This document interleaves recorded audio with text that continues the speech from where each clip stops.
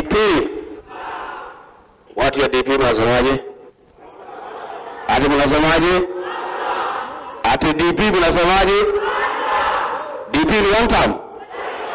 Asante sana. I'm very honored to be here to congratulate my brother and elder Justin Bidan Muturi for being elected as party leader of Jubilee of DP and to fly the flag for the party. I'm very proud to be associated with the DP for 3 reasons.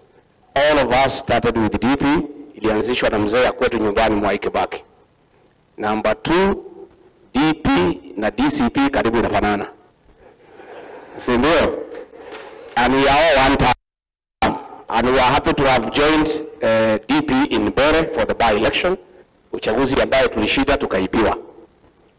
We are here to say, the people of Kenya are telling me, and I believe they are telling all of you, they don't know who will be president, but they know who will not be.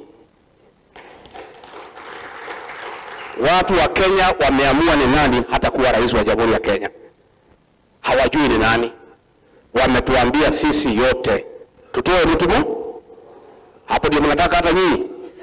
I want to give my commitment and that of DCP that we shall make whatever sacrifices necessary to have one presidential candidate to make William Ruto one term. As we speak here about on the occasion of this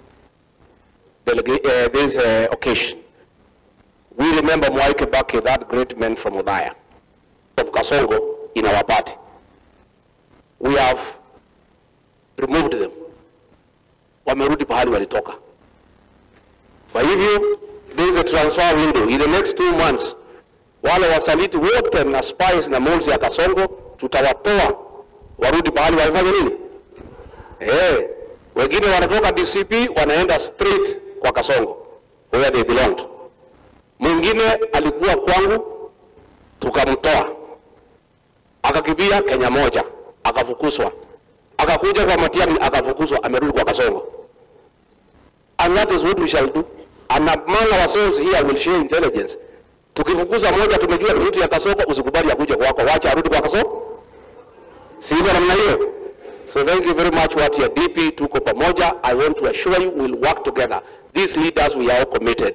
We'll have one presidential candidate to face William Ruto to make sure he's one term so that we restore the dignity of the public and we restore the Kenyan nation. Asanteni sana. Thank you very much.